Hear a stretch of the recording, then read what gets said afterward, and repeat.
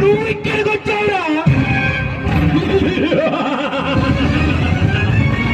చావును వెతుక్కుంటూ వచ్చింది నేను కాదురా చంద్రవంశమా. నీ ఇండియానే చావు కేకలతో కళ్ళమైపోతుంది. రే మర్యాదగా మా నాయకుణ్ణి, మా మనుషుల్ని మా పాకిస్తాన్ అప్పచెప్పు.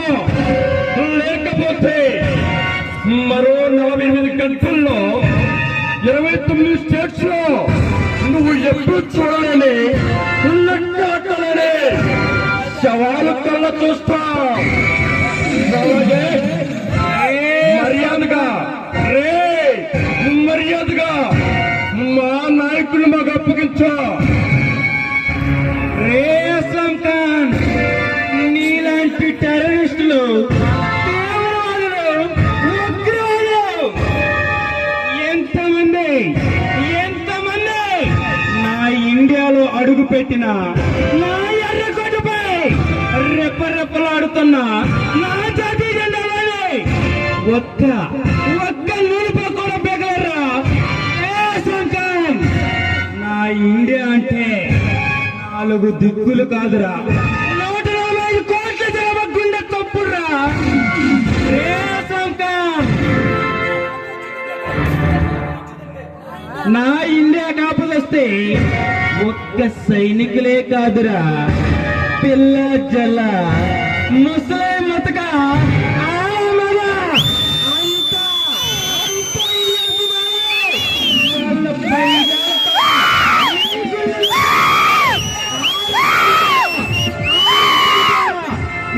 ఎర్రకోటకి రంగు వేస్తా.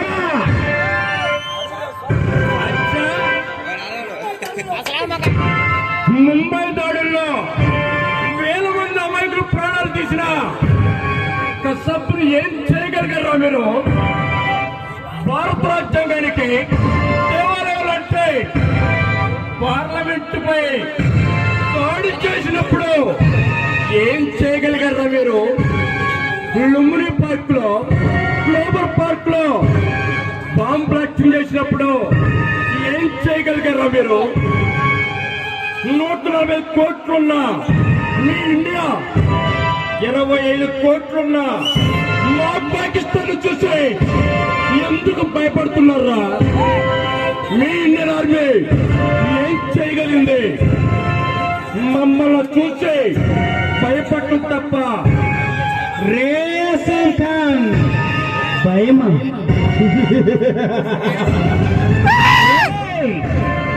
భయమనేది ఇండియన్ ఆర్మీ బ్లడ్ లో లేదా? శ్రీలంకకు ఫోన్ చేస్తూ, ఆస్ట్రేలియాకి ఫోన్ చేస్తా, అమెరికాకి ఫోన్ చేస్తా, ఇంగ్లాండ్కి ఫోన్ చేస్తా, నీ ఇష్టం వచ్చిన దేశానికి ఫోన్ చేస్తా. ఫోన్ చేసి ఇండియన్ ఆర్మీలతో పెట్టుకోవచ్చా అని అడుగు. రూల్స్ అండ్ రెగ్యులేషన్స్ వల్ల నా ఇండియన్ ఆర్మీ కంట్రోల్ ఉంటుంది. అదే ఆ రూల్స్ ఒక్కసారి ఆ రూల్స్ బ్రేక్ చేసి నా ఇండియన్ ఆర్మీ కన్నెర చేస్తే ఈ ప్రపంచ పట్టాల్లో ఉగ్రవాదులు, తీవ్రవాదులు, టెర్రరిస్టుల దేశాలే మిగలరా. ఆఫ్టర్ ఆల్ నువ్వెంత, నీ పాకిస్తాన్ ఎంత? చంద్రవంశమా, అసలు ధైర్యం? అస్లాం ఖాన్,